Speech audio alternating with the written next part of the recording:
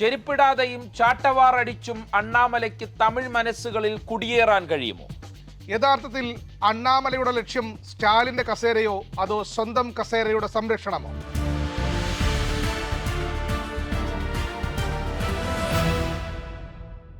DMK-യെ ഭരണത്തിൽ നിന്ന് ഇറക്കാതെ ചെരുപ്പിടില്ല. ഒപ്പം DMK-യുടെ ഭരണ പരാജയത്തിനെതിരെ ചാട്ടവാറടി, അതും സ്വയം ശിക്ഷിച്ച് DMK-യുടെ ഭരണ പരാജയത്തിനെതിരെ ഉള്ള പ്രതിഷേധം രേഖപ്പെടുത്തുകയാണ് BJP-യുടെ സംസ്ഥാന അധ്യക്ഷൻ, തമിഴ്നാട് സംസ്ഥാന അധ്യക്ഷൻ അണ്ണാമലൈ. യഥാർത്ഥത്തിൽ അണ്ണാമലൈ ഇടയ്ക്കെല്ലാം ഇതുപോലുള്ള ചില ഗിമിക്കുകളുമായി, ചില വിവാദ പരാമർശങ്ങളുമായി രംഗത്ത് വരുന്നത് സർവ്വസാധാരണമാണ്. പക്ഷേ ഇത്തവണ അത് എന്തിനാണ് എന്നുള്ളതാണ് ഇപ്പോൾ ഒരു രാഷ്ട്രീയമായ ചർച്ച ഉയരുന്നത്. മാത്രമല്ല, സ്വയം ചാട്ടവാറടിച്ചത് ഓക്കെ, എന്തിനാണ് ഈ ചെരുപ്പൂരി നടക്കുന്നത് എന്നത് സംബന്ധിച്ച് ഈ തമിഴ്നാട് രാഷ്ട്രീയം സൂക്ഷ്മമായി പരിശോധിക്കുന്ന പലർക്കും മനസ്സിലാവുന്നില്ല എന്നുള്ളതാണ് ഞാൻ ഈ തമിഴ്നാട്ടിലെ ചില മാധ്യമപ്രവർത്തകരുമായിട്ടൊക്കെ സംസാരിക്കുമ്പോൾ മനസ്സിലാവുന്നത്. അതായത് ഷാനോസ് ഈ ലണ്ടനിൽ പോയി തിരികെ വന്ന ശേഷം, അതായത് ഈ ലോക്സഭാ തെരഞ്ഞെടുപ്പിന് ശേഷം അണ്ണാമലൈ കുറച്ച് സ്റ്റക്കായിരുന്നു. പക്ഷേ അതിനുശേഷം മന്ത്രിയാകുമെന്നുള്ള ചില പ്രചാരണങ്ങൾ അദ്ദേഹത്തിൻ്റെ ചില കേന്ദ്രങ്ങൾ തന്നെ നടത്തി. തമിഴ് ചില മാധ്യമങ്ങളെ കൂട്ടുപിടിച്ച്, ചില പ്രത്യേക TV ചാനലുകളെയൊക്കെ കൂട്ടുപിടിച്ച് അണ്ണാമലൈ മന്ത്രിസഭയിലേക്ക് എത്തുന്നു എന്നുള്ള വലിയ രീതിയിലുള്ള ഒരു എന്താ പറയുക, ഒരു പ്രചാരണ കോലാഹലം ഇളക്കിവിടുന്ന അണ്ണാമലയെ ഇടയ്ക്ക് കണ്ടു. പക്ഷേ മന്ത്രിസഭയിലേക്ക് മോദി അടുപ്പിച്ചില്ല, അല്ലെങ്കിൽ അമിത്ഷാ അടുപ്പിച്ചില്ല. ആദ്യം അവിടെ തമിഴ്നാട് ലോക്സഭയിൽ ഒരു സീറ്റെങ്കിലും നേടൂ എന്നുള്ള നിർദ്ദേശമാണ് കേന്ദ്ര നേതൃത്വം നൽകിയത്. മാത്രമല്ല, അണ്ണാമലൈ സംസ്ഥാന അധ്യക്ഷ സ്ഥാനത്തേക്ക്, BJP-യുടെ സംസ്ഥാന അധ്യക്ഷ സ്ഥാനത്തേക്ക് തമിഴ്നാട്ടിൽ വന്ന ശേഷം സഖ്യകക്ഷികളെല്ലാം പിണക്കുന്ന ഒരു സമീപനമാണ് സ്വീകരിച്ചത് എന്നുള്ള ഒരു പൊതുവെയുള്ളൊരു വിമർശനം അണ്ണാമലൈയുടെ പാർട്ടിയിലെ തന്നെ എതിരാളികൾ പ്രചരിപ്പിക്കുന്നുണ്ട്. അപ്പോൾ ഇപ്പോൾ ഇങ്ങനെ അണ്ണാമലൈ ഇതുപോലുള്ള ഒരു ഗിമിക്കുകളുമായി നമ്മൾ നോക്കൂ, DMK ഭരണത്തിൽ നിന്ന് ഇറക്കാതെ ഇനി ചെരുപ്പിടില്ല എന്ന് അണ്ണാമലൈ വാർത്താ സമ്മേളനം നടത്തി അപ്രതീക്ഷിതമായി പ്രഖ്യാപിക്കുകയാണ്.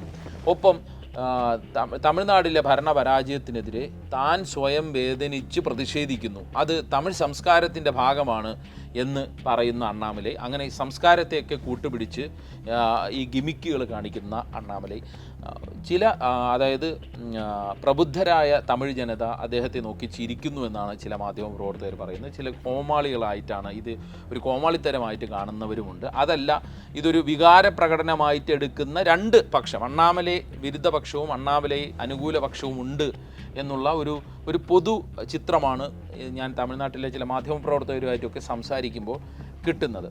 പക്ഷേ എനിക്ക് തോന്നുന്നത് ഷാനോസെ, DMK സർക്കാരിന് പലയിടങ്ങളിൽ നിന്ന് ചെറിയ ചെറിയ എതിർപ്പുകൾ, ജനവികാരം എതിരായിട്ടുള്ള ചില വാർത്തകളൊക്കെ DMK-യുമായി ബന്ധപ്പെട്ട് വരുന്നുണ്ട്. അതിനെ മുതലെടുക്കാൻ ഇപ്പോൾ തമിഴ്നാട്ടിൽ എന്താണ് അവസ്ഥ? തമിഴ്നാട്ടിൽ ഒരു വശത്ത് MK സ്റ്റാലിൻ, ഉദയനിധി സ്റ്റാലിൻ, അത് കഴിഞ്ഞാൽ അപ്പുറത്ത് ആരാണ് പ്രതിപക്ഷം, അല്ലെങ്കിൽ ഒരു പ്രധാനപ്പെട്ട പ്രതിപക്ഷ നേതാവ് ആര് എന്നുള്ള ഒരു പ്രശ്നം അവിടെ നിൽക്കുകയാണ്. എടപ്പാടി പളനിസ്വാമി ഉണ്ട്.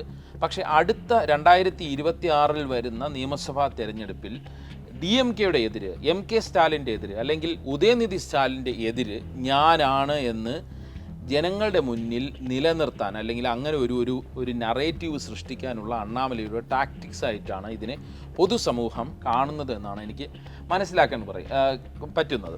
ഇതിൽ തന്നെ ചില തമാശ നിറയുന്ന ചില സംഭവങ്ങളും അവിടുത്തെ മാധ്യമപ്രവർത്തകരുമായിട്ടൊക്കെ സംസാരിക്കുമ്പോൾ നമുക്ക് കിട്ടുന്നുണ്ട്. ഈ അണ്ണാമലയിലെടുത്ത് ചെരുപ്പിടാതെ തന്നെ ഈ പദയാത്രകൾ നടത്തി തമിഴ് രാഷ്ട്രീയത്തിലേക്ക്, അതായത് മുഖ്യമന്ത്രി കസേരയിലേക്ക് എത്തണമെന്ന് ചില ജ്യോത്സ്യന്മാർ പറഞ്ഞു.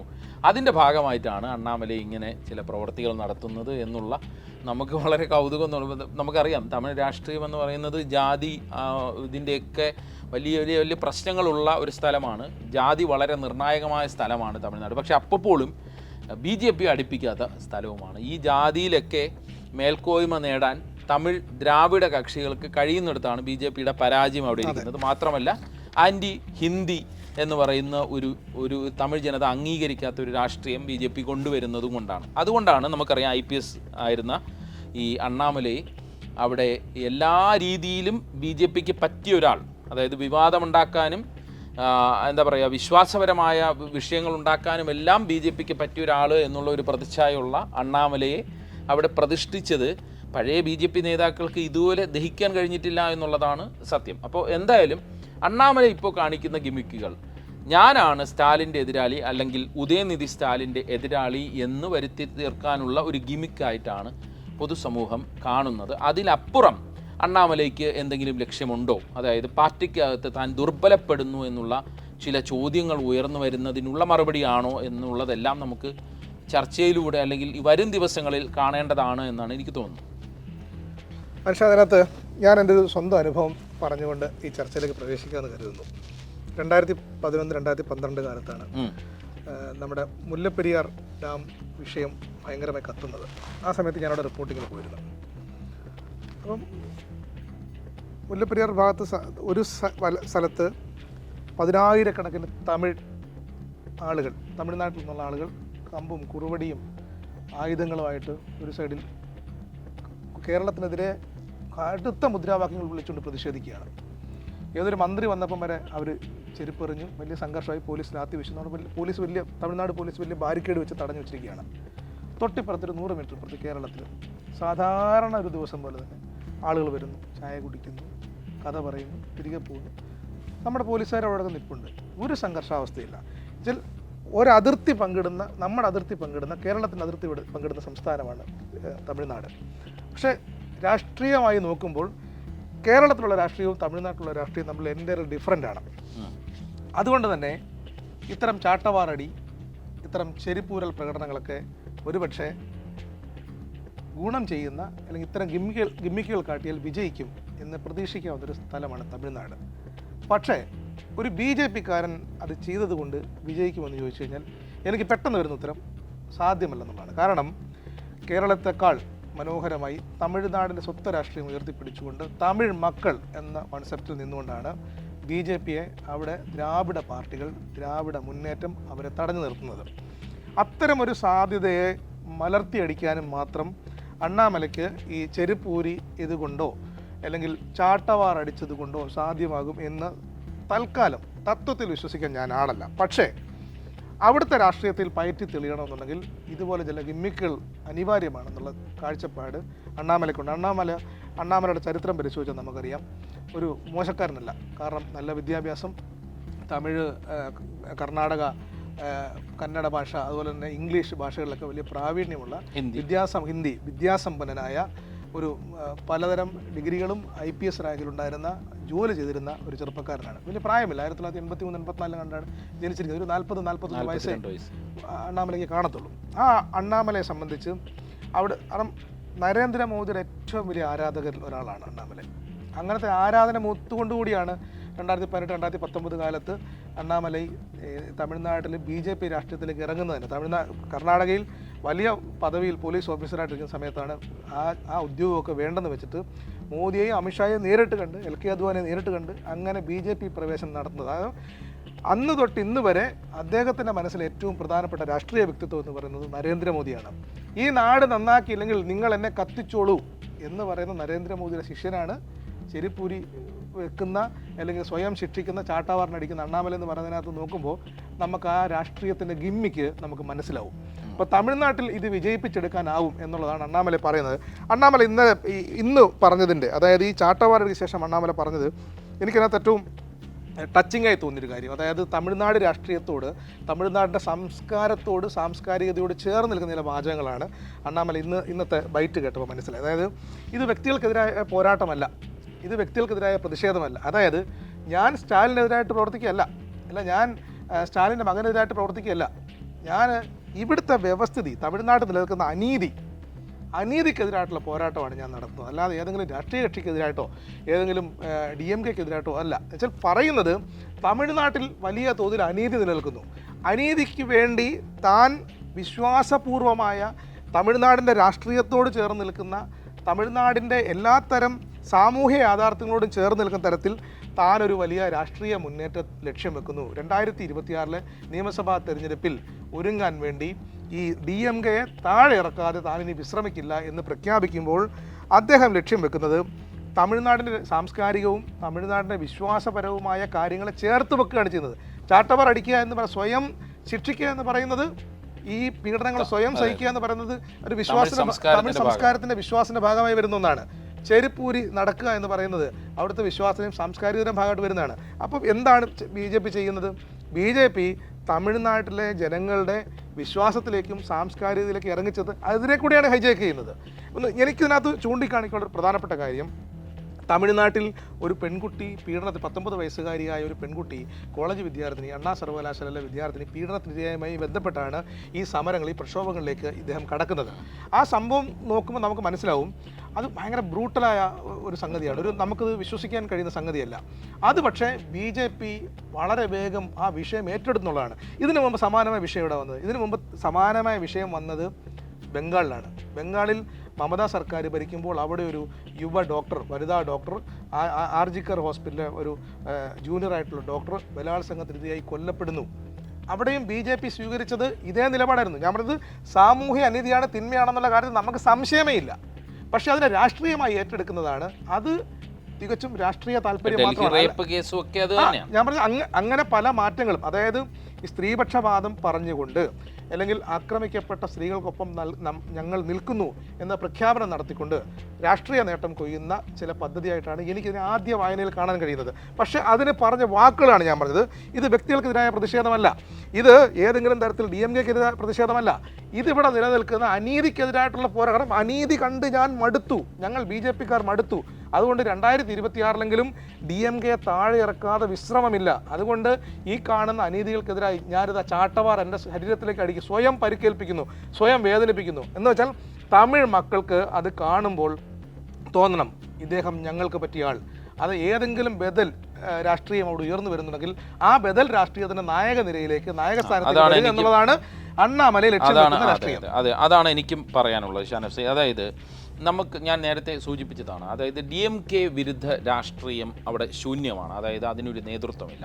ആ നേതൃസ്ഥാനത്തേക്ക് ഉയർന്നു വരാനുള്ള കൊണ്ടുപിടിച്ച ശ്രമമാണ് അണ്ണാമലൈ നടത്തുന്നത്. അപ്പോഴും അണ്ണാമലൈ നേരിടുന്ന പ്രതിസന്ധി എന്താണ്? സഖ്യകക്ഷികൾ ഇല്ല എന്നുള്ളതാണ്. അതായത് AADMK-യുമായി അണ്ണാമലൈ വന്നതിന് ശേഷമാണ്, അണ്ണാമലൈ BJP-യുടെ സംസ്ഥാന അധ്യക്ഷനായി വന്നതിന് ശേഷമാണ് ഈ പ്രശ്നങ്ങൾ തുടങ്ങിയത്. എടപ്പാടി പളനിസ്വാമി ഒരു വിധത്തിലും അണ്ണാമലയെ അടുപ്പിക്കുന്നില്ല. അപ്പോൾ AADMK-യുടെ ഇപ്പോഴത്തെ ശക്തനായ നേതാവ് എടപ്പാടി പളനിസ്വാമിയാണ്. അപ്പുറത്ത് വിരുദ്ധ പക്ഷത്ത് പനീർസെൽവമുണ്ട്, ശശികലയുണ്ട്. അപ്പോൾ അങ്ങനെ ആ ഒരു ഭാഗം അവിടെ നിൽക്കുകയാണ്. അതായത് ഒരു എന്താ പറയുക, വിഘടിച്ച് നിൽക്കുന്ന AADMK ആണ് നമ്മൾ അവിടെ ഒരു ഭാഗത്ത് കാണാൻ കഴിയുന്നത്. ഇനി ഒരു വശത്ത് എന്താണ്, വിജയുടെ പാർട്ടി വരുന്നു. അപ്പോൾ ഇങ്ങനെ അവിടെ അങ്ങനെ ഒരു രാഷ്ട്രീയം കൂടി ഉയർന്നു വരുന്നു. അപ്പോൾ അണ്ണാമലയ്ക്ക് സ്വാഭാവികമായും പേടിയുണ്ടാവുക അത് സ്വാഭാവികമാണ്. ഈ വിജയ് എടപ്പാടി പളനിസ്വാമിയുടെ ജാഥ അടുത്ത് തന്നെ വരുന്നുണ്ട്. ജനുവരിയിൽ അദ്ദേഹം പദയാത്ര നടത്തും എന്ന് പറയുന്നുണ്ട്. വിജയുടെ പദയാത്ര ഈ ഡിസംബർ മാസത്തിൽ പ്രഖ്യാപിച്ചിരുന്നതാണ്, പക്ഷെ പിന്നീട് അത് ജനുവരിയിലേക്ക് മാറ്റി എന്ന് പറയപ്പെടുന്നുണ്ട്. അപ്പോൾ ഇങ്ങനെ വിജയ് ഈ രാഷ്ട്രീയത്തിലേക്ക് കടന്നു വരുന്നത്. അപ്പോൾ വിജയ് എന്താണ്, അവിടെ പരീക്ഷിക്കപ്പെട്ടിട്ടില്ലാത്ത ഒരു ഐഡൻറ്റിറ്റിയാണ്. പരീക്ഷിക്കപ്പെട്ടിട്ടില്ലാത്ത ഐഡൻറ്റിറ്റി എന്ന് പറഞ്ഞാൽ എവിടെ നിന്ന് അദ്ദേഹത്തിന് വോട്ട് കിട്ടും, അദ്ദേഹത്തിൻ്റെ പാർട്ടിയിൽ ആരൊക്കെയുണ്ട്, അദ്ദേഹം എന്ത് രാഷ്ട്രീയമാണ് മുന്നോട്ട് വയ്ക്കുന്നത്, അത് അദ്ദേഹം പറഞ്ഞ ചില വാക്കുകളിൽ നിന്ന് BJP വിരുദ്ധ രാഷ്ട്രീയമാണ് എന്ന് നമുക്ക് വേണമെങ്കിൽ വ്യാഖ്യാനിച്ചെടുക്കാം. പക്ഷേ അപ്പോഴും അദ്ദേഹം എന്ത് രാഷ്ട്രീയമാണ് മുന്നോട്ട് വയ്ക്കുന്നത്, DMK-യെ അദ്ദേഹം വിമർശിക്കുന്നു. അപ്പോൾ അങ്ങനെ പല ഒരു രാഷ്ട്രീയ അന്തരീക്ഷം അവിടെ നിൽക്കുന്ന ഒരു സാഹചര്യമുണ്ട്. ആ സാഹചര്യത്തിൽ തൻ്റെ സ്ഥാനം എവിടെയാണ് എന്നൊരു സംശയം അണ്ണാമലയ്ക്ക് സ്വാഭാവികമായി ഉണ്ടാകും. മാത്രമല്ല, ഇപ്പോൾ അണ്ണാമലയുടെ ഒപ്പം നിൽക്കുന്ന PMK, പാട്ടാളി മക്കൾ കക്ഷി, മുന്നണി വിടുന്നു എന്നുള്ള ചില വാർത്തകൾ വരുന്നുണ്ട്. അതായത് അവർ അമിത്ഷായെ കണ്ട് പറഞ്ഞു അണ്ണാമലയെ സഹിക്കാൻ പറ്റില്ല എന്ന് പറഞ്ഞു എന്നാണ് ചില മാധ്യമ റിപ്പോർട്ടുകളുള്ളത്. അപ്പോൾ BJP കേന്ദ്ര നേതൃത്വം അണ്ണാമലയ്ക്ക് നിർദ്ദേശം കൊടുത്തത് ഏത് വിധേനയും AADMK കൂടെ കൂട്ടണം എന്നുള്ളൊരു നിർദ്ദേശം കൊടുത്തു എന്ന് പറയപ്പെടുന്നു. അതിൻ്റെ ഭാഗമായിട്ട്, അതായത് സ്റ്റാലിൻ വിരുദ്ധ രാഷ്ട്രീയത്തിൻ്റെ ഭാഗമായിട്ട് കുറേ പേരെ കൂട്ടാൻ വേണ്ടി ഇപ്പോൾ പറഞ്ഞ ഈ ബലാത്സംഗ പീഡന കേസുകളെ മുൻനിർത്തി, അല്ലെങ്കിൽ ആ കേസിനെ മുൻനിർത്തി ഒരു തമിഴ് വികാരം കത്തിക്കാനും അതിൻ്റെ മുന്നണി പോരാളിയായി താൻ വരികയും പിന്നാലെ സ്റ്റാലിൻ വിരുദ്ധ രാഷ്ട്രീയം പറയുന്ന എല്ലാവരും വരും എന്നുള്ള ഒരു രാഷ്ട്രീയ തന്ത്രമാണ് അണ്ണാമലൈ പയറ്റുന്നത് എന്നാണ് പൊതുവെയുള്ള വിലയിരുത്തൽ. പക്ഷേ അപ്പോഴും അണ്ണാമലൈ നേരിടുന്ന പ്രതിസന്ധി BJP-യുടെ സംഘടനാപരമായ ബലം BJPക്ക് അവിടെ ഇപ്പോൾ 4 സീറ്റുണ്ട്, നിയമസഭയിലേക്ക് 4 സീറ്റുണ്ട്. അടുത്ത 2026 നിയമസഭയിൽ ഒരിക്കലും അണ്ണാമലൈ ഒരു മുഖ്യമന്ത്രിയാകും അല്ലെങ്കിൽ ഒരു മുഖ്യമന്ത്രി സ്ഥാനത്തേക്ക് ഉയർന്നു കേൾക്കുന്ന ഒരു പേരായി മാറുമെന്ന് ഞാൻ വിശ്വസിക്കുന്നില്ല. പക്ഷേ അപ്പോഴും BJP കുറച്ച് നേട്ടം അവിടെ ഉണ്ടാക്കുമെന്ന് തന്നെയാണ് രാഷ്ട്രീയ നിരീക്ഷകർ വിലയിരുത്തുന്നത്. പക്ഷേ ആ നേട്ടം ഉണ്ടാക്കണമെങ്കിൽ PMKയും ഒപ്പം ഈ AIADMKയും ഒക്കെ കൂടെ വേണം. അതും ഈ വിഘടിച്ച് നിൽക്കാത്ത, അതായത് AIADMK എന്ന് പറഞ്ഞാൽ ഇപ്പോൾ എടപ്പാടി പളനിസ്വാമി ഒരു പക്ഷത്ത്, പനീർസെൽവം ഒരു സൈഡിൽ, മറ്റു ഭാഗത്ത് ശശികല, അങ്ങനെ നിൽക്കാത്ത AIADMK കൂടെ വേണം എന്നാണ് കേന്ദ്ര നേതൃത്വം അണ്ണാമലയോട് പറഞ്ഞിരിക്കുന്നത്. മാത്രമല്ല അണ്ണാമലൈ ലണ്ടനിൽ നിന്ന് വന്ന ശേഷം, ലണ്ടനിൽ എന്തോ ആവശ്യത്തിന് പോയതിന് ശേഷം അദ്ദേഹം തിരിച്ചു വന്ന ശേഷം സജീവമല്ല എന്നുള്ള ഒരു ചിത്രമുണ്ട് അവിടെ. ആ ചിത്രത്തിൽ നിന്ന് പെട്ടെന്ന് വന്നിട്ടാണ് അണ്ണാമലൈ ഒരു വാർത്താ സമ്മേളനം നടത്തുന്നു. താൻ ചെരുപ്പ് ഇനി DMK സർക്കാർ താഴെ വീണാൽ മാത്രം, അതായത് ഇത്രയും അനീതി നടക്കുന്ന തമിഴ്നാട്ടിൽ DMK സർക്കാർ താഴെ വീണാൽ മാത്രം ഇനി ചെരുപ്പിടുമെന്ന് പ്രഖ്യാപിക്കുന്നു. അതിലൊരു രസകരമായൊരു കാര്യം കൂടിയുണ്ട്. ഈ മഹേഷിൻ്റെ പ്രതികാരം എന്ന് പറയുന്ന സിനിമയുണ്ട്, അതിൻ്റെ തമിഴ് റീമേക്ക് ഉണ്ട്. ആ സിനിമയിൽ അഭിനയിച്ചിരിക്കുന്നത് ആരാ? ഉദയനിധി സ്റ്റാലിൻ. അപ്പോൾ ഉദയനിധി സ്റ്റാലിൻ്റെ കഥാപാത്രത്തിന് തുല്യമായിട്ട് അണ്ണാമലൈ പെരുമാറുന്നു എന്നാണ് DMK. അതായത് നിങ്ങൾ അണ്ണാമലൈ കണ്ടുപഠിക്കുന്നത് ഉദയനിധി സ്റ്റാലിനെയാണ് എന്ന് DMK വിമർശനം ഉന്നയിക്കുന്നു. ഒപ്പം ഞാൻ നേരത്തെ പറഞ്ഞ പോലെ ചില ജ്യോതിഷികൾ പറഞ്ഞത് കേട്ട് തമിഴ് രാഷ്ട്രീയത്തിൽ വന്ന് ഈ കൂത്തരങ്ങ് കാണിക്കരുത് എന്നാണ് DMK ഇതിന് നൽകിയ വിമർശനം. ഒപ്പം ഈ അണ്ണാമലൈ, ഞാൻ പറഞ്ഞ മറ്റൊരു പ്രശ്നം, അണ്ണാമലൈ പാർട്ടിക്കകത്ത് തന്നെ അനഭിമതനാകുന്ന ഒരു സാഹചര്യമുണ്ട്. അപ്പോൾ ഇതിൽ നിന്നെല്ലാം എന്തെങ്കിലും ഗിമിക്ക്, അത് ഏത് തരത്തിലുള്ള ഗിമിക്ക് കാണിച്ചാലും ഉയർന്നു വരണം എന്നുള്ള ഒരു ചിന്തയിലേക്ക് അണ്ണാമലൈ എത്തി, അല്ലെങ്കിൽ അണ്ണാമലൈയുടെ രാഷ്ട്രീയ ഉപദേശകർ ആ രീതിയിലുള്ള ഉപദേശങ്ങൾ കൊടുത്തു എന്നാണ് എനിക്ക് മനസ്സിലാക്കാൻ കഴിയുന്നത്. എന്തായാലും ഇപ്പോൾ നമ്മൾ തമിഴ് രാഷ്ട്രീയം മറ്റൊരു രീതിയിൽ തന്നെ ചിന്തിക്കുമ്പോൾ, ഈ സംഘടനാപരമായ വിഷയങ്ങൾ നോക്കുമ്പോൾ, നമ്മൾ എന്തായാലും ഏത് രീതിയിലായാലും തിരഞ്ഞെടുപ്പ് വിജയിക്കണമെങ്കിൽ ബൂത്ത് തലത്തിൽ പാർട്ടി വേണം, ബൂത്ത് തലത്തിൽ പ്രവർത്തകർ സജീവമായിരിക്കണം. ആ രീതിയിൽ നോക്കുമ്പോൾ BJP അവിടെ സംഘടനാ തലത്തിൽ ദൗർബല്യമാണ്. പക്ഷേ അണ്ണാമലയെ പാർട്ടി ഈ തമിഴ്നാട് രാഷ്ട്രീയം ഏൽപ്പിക്കുമ്പോൾ അണ്ണാമലൈ ഈ തരത്തിൽ ഗ്രൗണ്ട് റൂട്ടിൽ ഇറങ്ങി പ്രവർത്തിക്കുമെന്നാണ് BJP പ്രതീക്ഷിച്ചത്. പക്ഷേ അണ്ണാമലൈ ചില ഗിമിക്കുകൾ മാത്രം കാണിക്കുന്നു എന്നുള്ള വിമർശനം ആ പാർട്ടിയിൽ നിന്ന് പഴയ BJP പ്രവർത്തകരിൽ നിന്നും ഉയർന്നു വരുന്നുണ്ട്. അപ്പോൾ അതിൽ നിന്നെല്ലാം അണ്ണാമലൈക്ക് രക്ഷ നേടണം. ഒപ്പം അണ്ണാമലയുടെ സഖ്യകക്ഷിയായി വരാൻ സാധ്യതയുള്ള, അതായത് ഈ 2026 തെരഞ്ഞെടുപ്പിൽ എങ്ങനെ ഇരിക്കും മുന്നണി എന്നുള്ളത് നമുക്ക് ഇപ്പോൾ പറയാൻ പറ്റില്ല. DMK മുന്നണി ഇങ്ങനെ തന്നെ ഉണ്ടാകും. പക്ഷേ അപ്പുറത്തെ മുന്നണി വിഘടിച്ച് നിൽക്കുമോ, BJP സെപ്പറേറ്റ് മത്സരിക്കുമോ, അതല്ല വേറെ ഏതെങ്കിലും രീതിയിലുള്ള ഒരു മുന്നണി വരുമോ, വിജയ് എന്ത് നിലപാടെടുക്കും എന്നൊക്കെ ഉള്ളത് വളരെ നിർണായകമായ കാര്യമാണ്. ആ ഒരു സമയത്ത് തൻ്റെ സ്ഥാനം എവിടെ എന്നുള്ള ആശങ്ക അണ്ണാമലയ്ക്കുണ്ട് എന്ന് തോന്നുന്നു. ആ ആശങ്കയിൽ നിന്നാണ് ഈ ഗിമിക്കുകൾ ഉടലെടുക്കുന്നത് എന്നാണ് തമിഴ് രാഷ്ട്രീയം നോക്കിക്കാണുന്നവർ വിലയിരുത്തുന്നത്. ഞാൻ പറഞ്ഞു വന്ന മറ്റൊരു കാര്യം, ഈ സംഘടനാ തലത്തിൽ BJP പലയിടത്തും അപ്രസക്തമാണ്. അതേസമയം DMKയുടെ സ്വത്വ രാഷ്ട്രീയം വെച്ചും DMKയുടെ സംഘടനാബലം വെച്ചും അവരുടെ കേഡർ സ്വഭാവം വെച്ചും അവർ ഗ്രൗണ്ട് റൂട്ടിലുണ്ട്, ഇപ്പോഴുമുണ്ട്. മാത്രമല്ല DMKയ്ക്ക് ഒപ്പമുള്ള പാർട്ടികൾ ഇടതുപക്ഷമാണ്, കോൺഗ്രസ്സാണ്, അവരെല്ലാം ഗ്രൗണ്ട് റൂട്ടിലുണ്ട്. അവർക്ക് പ്രവർത്തകരുമുണ്ട്. AIADMK ഈ വിഘടിച്ച് നിൽക്കുന്നത് കൊണ്ട് തന്നെ അവർക്ക് ഗ്രൗണ്ട് റൂട്ടിൽ ആളില്ല. ഇനി വിജയുടെ കാര്യം എടുക്കുകയാണെങ്കിൽ വിജയ് ഇപ്പോഴും വർക്ക് അറ്റ് ഹോമിലാണ്. വിജയ് ഇതുവരെ കളത്തിൽ ഇറങ്ങി കളിച്ചിട്ടില്ല. അതായത് ഇടയ്ക്കിടയ്ക്ക് ഓരോ പ്രസ്താവനകൾ വരുന്നു എന്നത് അപ്പുറം, ഇപ്പോൾ അംബേദ്കറുമായി ബന്ധപ്പെട്ടാണ് അവസാനം വന്ന പ്രസ്താവന. അതിനപ്പുറം വിജയ് ഇപ്പോഴും ഏത് തലത്തിലാണ് ഈ പാർട്ടിയെ മുന്നോട്ട് കൊണ്ടുപോകുന്നത് എന്നുള്ളത് പ്രഖ്യാപിച്ചിട്ടില്ല. ഡിസംബറിൽ നടത്തുമെന്ന് പറഞ്ഞാൽ ഞാൻ നേരത്തെ പറഞ്ഞുള്ള പദയാത്ര അവസാന നിമിഷം മാറ്റി ജനുവരിയിലേക്ക് മാറ്റുന്നു. ഇപ്പോൾ അവരുടെ പ്രവർത്തകർ പറയുന്നത്, അതായത് പ്രധാനപ്പെട്ട വിജയുമായി ബന്ധപ്പെട്ട് നിൽക്കുന്ന ആൾക്കാർ പറയുന്നു എന്ന് നമുക്ക് കിട്ടുന്ന റിപ്പോർട്ട്, ഫെബ്രുവരി മാസങ്ങളിൽ ഏതെങ്കിലും നടത്തും എന്ന് പറയുന്നു. അതായത് ഒന്ന് വന്ന ശേഷം പിൻവാങ്ങി നിന്ന് കളിക്കുന്ന രീതിയാണ് വിജയ് ഇപ്പോൾ അവിടെ പയറ്റിക്കൊണ്ടിരിക്കുന്നത്. അതായത് പൂർണ്ണമായ രാഷ്ട്രീയക്കാരനായോ എന്ന് ചോദിച്ചാൽ ഇല്ല, എന്നാൽ രാഷ്ട്രീയക്കാരനല്ലേ എന്ന് ചോദിച്ചാൽ ആണ് എന്നുള്ള രീതിയിൽ വിജയ് പയറ്റുന്നു. അപ്പോൾ ആ വിജയ് എങ്ങനെ റിഫ്ലക്റ്റ് ചെയ്യും എന്നൊക്കെ ഉള്ള ഭയം അണ്ണാമലയ്ക്കുണ്ട് എന്നുള്ളതാണ് എനിക്ക് ഈ തമിഴ് രാഷ്ട്രീയം മൊത്തത്തിൽ വായിച്ചെടുക്കുമ്പോൾ മനസ്സിലാക്കാൻ കഴിയുന്നു. ഒപ്പം സ്റ്റാലിന് ബദലായിട്ട്, അല്ലെങ്കിൽ ഉദയനിധി സ്റ്റാലിനെ ഉയർത്തിക്കൊണ്ടുവരുന്നു. ഉദയനിധി സ്റ്റാലിന് DMKയ്ക്കകത്ത് വലിയ രീതിയിലുള്ള സ്വാധീനമുണ്ട്. വലിയ രീതിയിലുള്ള സ്വാധീനം എന്ന് വെച്ചാൽ ഒരുപക്ഷെ MK സ്റ്റാലിനോളം പോകുന്ന സ്വാധീനമുണ്ട്. സംഘടനാ തലത്തിൽ ഇടപെടുന്ന ആളുമാണ് ഉദയനിധി സ്റ്റാലിൻ. ഉദയനിധി സ്റ്റാലിൻ ഒരു നല്ല രാഷ്ട്രീയക്കാരനാണ് എന്ന് അദ്ദേഹത്തിൻ്റെ ചില പ്രസ്താവനകൾ കൊണ്ട് അദ്ദേഹം എന്താണോ തമിഴ് രാഷ്ട്രീയം, അതായത് നേരത്തെ പറഞ്ഞ ദ്രാവിഡ രാഷ്ട്രീയം ഉയർത്തിപ്പിടിക്കുന്നവർക്ക് പറ്റിയ നേതാവാണ് താൻ എന്ന് ഉദയനിധി സ്റ്റാലിൻ പ്രസ്താവനകൾ കൊണ്ടും BJP-യോടുള്ള ഏറ്റുമുട്ടൽ കൊണ്ടും തെളിയിച്ചു കഴിഞ്ഞു. അവിടെയാണ് അണ്ണാമലയുടെ കൺഫ്യൂഷൻ. തീർച്ചയായിട്ടും. അതായത് അണ്ണാമല വിചാരിക്കുന്നത് കുറച്ചുകൂടെ നല്ല രീതിയിൽ പഠിക്കുന്ന ഒരാളാണല്ലോ. പെട്ടെന്ന് നമ്മൾ നോക്കി തന്നെ 2013 IPS ഓഫീസറായിട്ട് തുടരുന്നു, 2015 പോലീസ് സൂപ്രണ്ടാവുന്നു, 2018 ഒരു SP ആയി തുടരുന്നു. അതേ സമയത്ത് തന്നെ Bengaluru south police deputy commissioner ആവുന്നു. അത് പെട്ടെന്ന് അദ്ദേഹത്തിൻ്റെ കരിയർ എന്ന് വെച്ചാൽ വളരെ വേഗത്തിൽ പോകുന്ന ഒന്നാണ്. 2019 ജോലി വെച്ച് രാഷ്ട്രീയത്തിലേക്ക് എത്തുന്നു. 2019 എത്തിയ ആൾ 2020 ആകുമ്പോഴത്തേക്ക് BJP-യിൽ അംഗത്വം എടുക്കുന്നു. അതിനുശേഷം പെട്ടെന്ന് തന്നെയാണ് സംസ്ഥാന വൈസ് പ്രസിഡന്റ് ആവുന്നത്. അതിനുശേഷം 2021 നിയമസഭയിലേക്ക് മത്സരിക്കുന്നു, 24,000 വോട്ടിന് പരാജയപ്പെടുന്നു. അതിനുശേഷം നിയമസഭാ തെരഞ്ഞെടുപ്പ് ആ സമയത്ത് തന്നെ സംസ്ഥാന ഘടകത്തിൻ്റെ വൈസ് പ്രസിഡന്റായി 2021 ജൂലൈയിൽ പെട്ടെന്നാണ്. അതായത് 2019 2020 രാഷ്ട്രീയ പ്രവർത്തനം തുടങ്ങുന്ന ഒരാൾ 2021 ആകുമ്പോഴത്തേക്ക് BJP-യുടെ സംസ്ഥാന അധ്യക്ഷനായി. അതിൻ്റെ പ്രശ്നങ്ങളാണ് ഞാൻ ഈ പറഞ്ഞ പോയിന്റ് വിട്ടുപോയതാണ്. അതായത് അതിൻ്റെ പ്രശ്നങ്ങൾ BJP അവിടെ നേരിടുന്നു എന്നുള്ളതാണ്.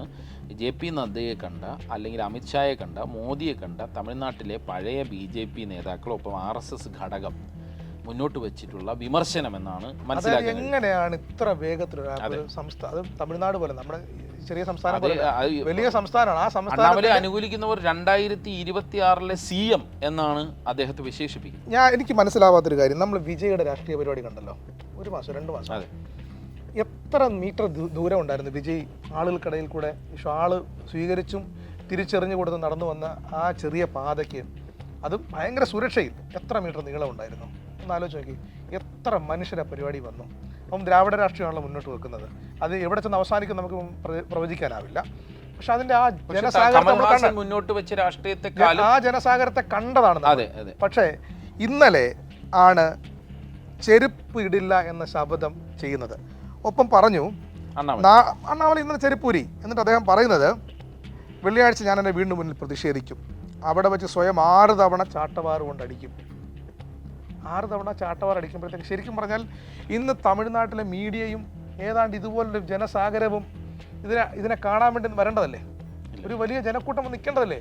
കാരണം BJP-യുടെ ഇപ്പൊ K. സുരേന്ദ്രൻ സ്വയം ചാട്ടവാർ അടിച്ചാൽ എത്ര പേര് കാണും? എത്ര മീഡിയ അറ്റൻഷൻ ഉണ്ടാവും? അതായത് ഈ കോമാളിത്തരം കാണിക്കുന്നു എന്നുള്ളതാണ് പൊതുവെ ഉള്ളൊരു ജനവികാരം എന്നുള്ളതാണ് ഈ ഗ്രൗണ്ടിൽ നിൽക്കുന്ന റിപ്പോർട്ടർമാരും ഒക്കെ സാധാരണ ജനങ്ങളും ഒക്കെ നമുക്ക് തമിഴ്നാട്ടിലുള്ള മലയാളി സുഹൃത്തുക്കളും ഒക്കെ പറയുന്നത് അതാണ്.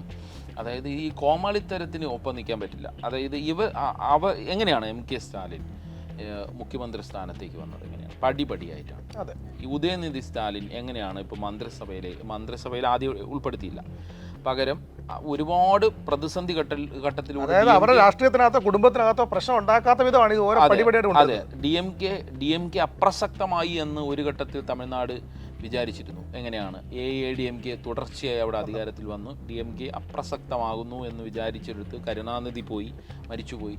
ഇനി ആര് DMK-യുടെ സ്വത്വം ഉയർത്തിപ്പിടിക്കുമെന്നുള്ള പ്രതിസന്ധികൾക്കിടയിൽ നിന്ന്, അതായത് നമുക്കറിയാം ചെന്നൈ മേയറായിരിക്കുമ്പോൾ തന്നെ MK സ്റ്റാലിൻ അടികൊണ്ടിട്ടുണ്ട്. അങ്ങനെ ആ രീതിയിൽ രാഷ്ട്രീയ പ്രവർത്തനം ഗ്രൗണ്ടിൽ ഇറങ്ങി കളിച്ച് തന്നെയാണ് MK സ്റ്റാലിൻ കയറി വന്നത്. ഉദയനിധി സ്റ്റാലിനെയും ആ രീതിയിൽ വളർത്തിക്കൊണ്ടുവരാനാണ് MK സ്റ്റാലിൻ ഉദ്ദേശിക്കുന്നത്. അല്ലാതെ ഒരു സുപ്രഭാതത്തിൽ ഒരാളെ കെട്ടിയിറക്കി അയാൾ കാണിക്കുന്ന ഗിമിക്കിൽ തമിഴ് ജനത, അതും പെരിയോയുടെ രാഷ്ട്രീയം പിന്തുടരുന്ന തമിഴ് ജനത, അദ്ദേഹം പറയുന്നത് ഇപ്പോഴും ആപ്തവാക്യമായി ദൈവവചനത്തെ പോലെ കാണുന്ന തമിഴ് ജനത വിചാരിക്കുമെന്ന് എനിക്ക് തോന്നുന്നില്ല. ഈ ഗിമിക്സ് കൊണ്ട് അണ്ണാമല എന്താണ് ഉദ്ദേശിക്കുന്നത്? അണ്ണാമല ഒരുപക്ഷെ BJP-ക്കകത്ത് സ്വന്തം കസേര സംരക്ഷിക്കാൻ അണ്ണാമലയ്ക്ക് ഈ ഗിമിക്കുകൾ ഉപകാരപ്പെട്ടേക്കാം. എനിക്ക് അതിനകത്ത് തോന്നുന്നൊരു കാര്യമേ, നമ്മൾ പല തെരഞ്ഞെടുപ്പ് ചർച്ചകളിലും ലോക്സഭാ ഇലക്ഷനുമായിട്ട് ബന്ധപ്പെട്ട് ചർച്ചകൾ നടന്ന സമയത്തൊക്കെ സുരേഷ് ഗോപിയെ പലപ്പോഴും കേരളത്തിലെ മാധ്യമങ്ങളും നമ്മളൊക്കെയും ഈ വിധത്തിൽ തന്നെ ട്രീറ്റ് ചെയ്തിട്ടുണ്ട്. പക്ഷേ സുരേഷ് ഗോപി ജയിച്ചു. നമ്മൾ ഈ ഗിമ്മിക്ക് കാണിക്കുന്നവരെ BJP രാഷ്ട്രീയം ഏതാണ്ട് അങ്ങനെയൊക്കെ തന്നെയാണ്. കാരണം BJP-യുടെ രാഷ്ട്രീയ പദ്ധതി അവർ ഓരോ സംസ്ഥാനത്തിനും അനുസൃതമായ രാഷ്ട്രീയ പദ്ധതിയാണ് അവർ ചെയ്യുക. ഞാൻ ഇന്നലെ പക്ഷേ കേരളത്തെ പോലെ അല്ല തമിഴ്നാട്. കേരളത്തിൽ ഞാൻ പറഞ്ഞത് ഇത് കൈകാര്യം ചെയ്യാൻ വേണ്ടി എന്തൊക്കെ തരം പദ്ധതികൾ ഇപ്പം ഇവിടെ ഈഴവര വിഭാഗത്തെ കയ്യിലെടുക്കാൻ വേണ്ടി BDJS രൂപീകരിക്കുന്നു.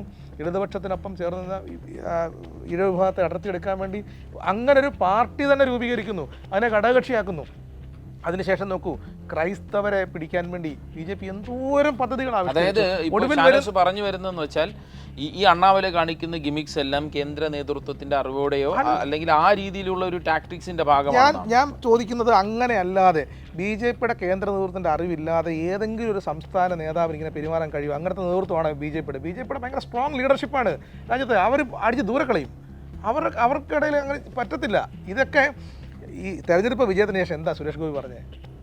പാലക്കാട് ഉപതെരഞ്ഞെടുപ്പിന് മുമ്പായിട്ട് അല്ലെങ്കിൽ ചേലക്കര ഉപതെരഞ്ഞെടുപ്പിന് മുമ്പായിട്ട് പറഞ്ഞത്, നമ്മൾ പറയുന്ന വാചകങ്ങളെ ട്രോളാക്കി ഏറ്റെടുത്താൽ നമ്മൾ രക്ഷപ്പെട്ടു എന്നുവെച്ചാൽ ആ ട്രോൾ ആവാൻ വേണ്ടി മാത്രം മനഃപൂർവ്വം കരുതിക്കൂട്ടി പറയുന്ന പലതുമുണ്ട്.